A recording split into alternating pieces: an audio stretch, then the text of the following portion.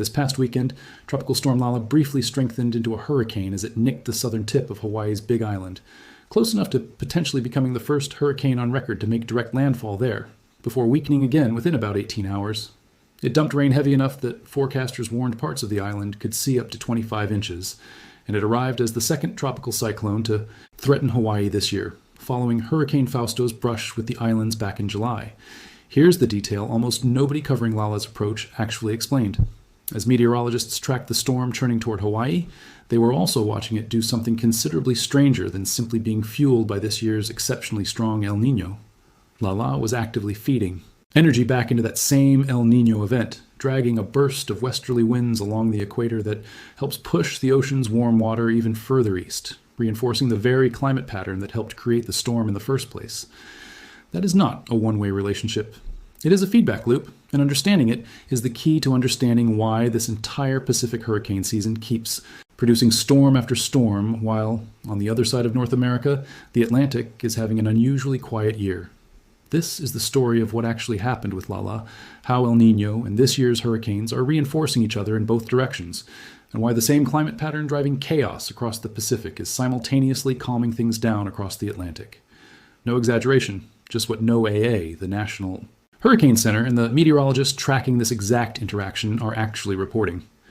Drop a comment and tell me if you felt Lala's effects in Hawaii this past weekend, or if you have simply been tracking this year's unusually active Pacific hurricane season more broadly, because the pattern actually driving it is considerably more interesting than most coverage has bothered to explain.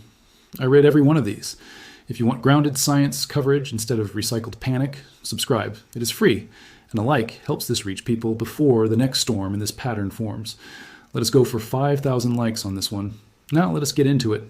To understand why El Niño is supercharging the Pacific while calming the Atlantic at the exact same time, you first need to understand what this climate pattern actually does to the atmosphere above both oceans. El Niño describes a periodic warming of surface waters across the central and eastern tropical Pacific. And when that warm water spreads out, it shifts where thunderstorms and rising air concentrate above the ocean, which in turn reorganizes the high-altitude wind patterns steering weather across enormous stretches of the planet. Over the Pacific itself, that warmer water provides considerably more fuel for storms to form and intensify, while wind shear, the difference in wind speed and direction at different altitudes, they can tear a developing storm apart before it strengthens, tends to stay relatively weak across the central and eastern Pacific during a strong El Niño. Over the Atlantic and Caribbean, the same broader atmospheric reorganization does close to the opposite, typically increasing wind shear enough to make it considerably harder for storms there to organize and strengthen. Colorado State University hurricane researcher Phil Klotzbach and University of Miami associate scientist Andy Hazelton have both described this mechanism plainly, that a robust El Niño reliably pushes more rising air over the tropical Pacific while driving more sinking air, and stronger wind shear across the tropical Atlantic, which is precisely why forecasters expect a below-average number of Atlantic storms this year, even as the Pacific produces one system after another. Klotzbach has framed the central open question of any given hurricane season around exactly this dynamic, noting that whether El Niño actually develops and how strong it ultimately becomes is typically the single biggest variable shaping how active or quiet the Atlantic season turns out to be. This year's version of El Niño has been genuinely striking by historical standards. NOAA's Climate Prediction Center has confirmed El Niño conditions persisting throughout the hurricane season, with the tropical Pacific most likely sitting at moderate or stronger strength, and meteorologists tracking the event in real time have specifically described it as historic. That strength, combined with record-setting sea surface temperatures across large stretches of the Pacific, is precisely why NOAA's seasonal outlooks for this year have leaned so heavily toward above-normal activity.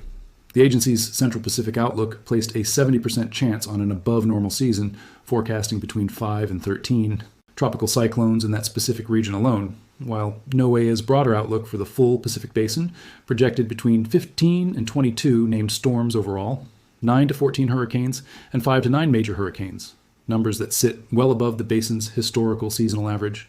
Lala itself fits neatly into that broader pattern, but the way it formed adds a genuinely interesting wrinkle. Meteorologists specifically noted that Lala was this year's first homegrown system in the Central Pacific, meaning it developed there directly rather than tracking in from the Eastern Pacific, the way several earlier systems this season did, including Hurricane Fausto, which reached Category 2 strength in mid-July before Dr. Y air and cooler water weakened it into a remnant low as it passed roughly 85 miles north of Hilo. Lala's own formation played out differently. The National Hurricane Center first flagged it as a broad area of disturbed weather, designated potential tropical cyclone 1C, sitting more than 1,000 miles east-southeast of Honolulu, before it organized into a named tropical storm and eventually briefly reached hurricane strength as it approached the islands directly.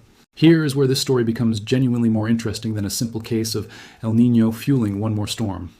As Lala moved toward Hawaii, meteorologist Sean McAday specifically noted on social media that the storm was helping drag a plume of more westerly winds along the equator, describing it as just another westerly wind burst, helping the already historic El Niño reach even greater heights. That detail matters, because it flips the usual one-directional framing of this relationship on its head. Westerly wind bursts, short-lived surges of wind blowing from west to east along the equatorial Pacific, are one of the specific atmospheric triggers that can help push warm water further east and intensify a developing El Niño event in the first place. And tropical storms themselves are a known source of exactly this kind of wind burst. In other words, El Niño did not simply cause Lala in a clean, one-directional sense. El Niño helped create the warm, favorable conditions Lala formed in. And Lala, once it existed, turned around and fed additional energy back into the same climate pattern that produced it, a genuine feedback loop rather than a simple chain of cause and effect. It is worth being precise about what this feedback relationship does and does not mean, because it would be easy to overstate.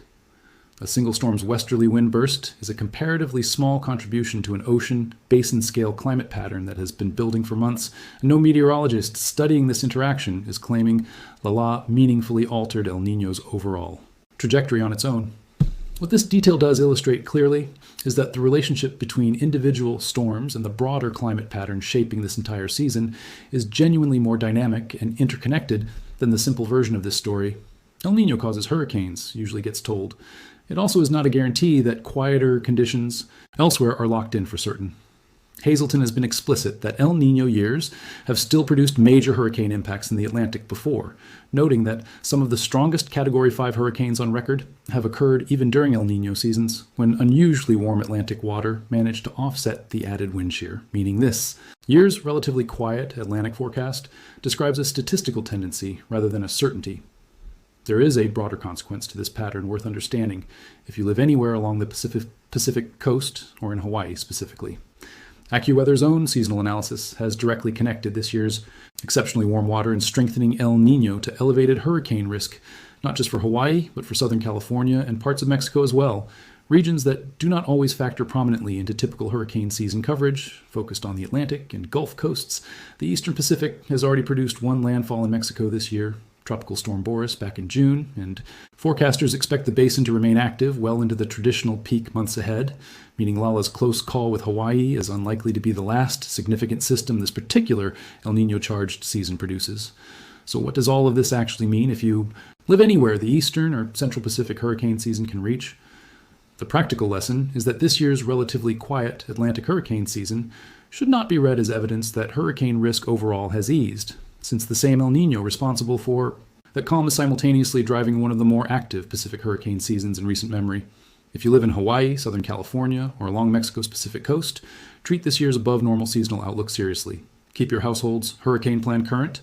Know your evacuation zone if you live anywhere near the coast. Pay close attention to any system the National Hurricane Center flags as a potential tropical cyclone well before it earns a name, since Lala itself began as exactly that kind of early-stage designation before strengthening into a storm capable of nearly making history on Hawaii's Big Island. The honest, grounded summary is this.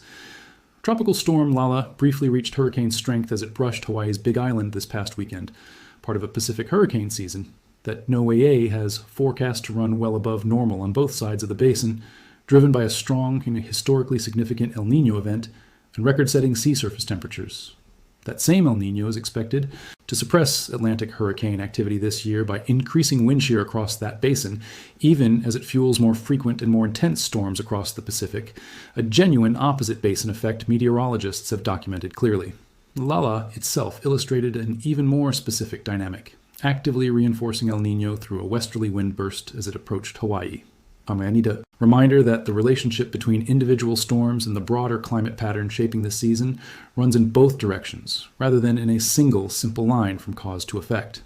We are going to keep tracking this Pacific hurricane season the way we tracked it today, straight from NOAA, the National Hurricane Center, and the meteorologists actually documenting these storm-to-climate feedback effects in real time, not recycled headlines.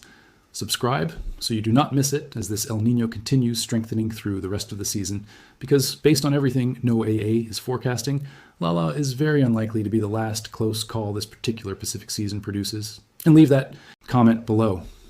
Tell me if you had any idea a single hurricane could feed energy back into the very climate pattern that helped create it, because that two-way relationship is exactly the detail most coverage of this storm left out entirely.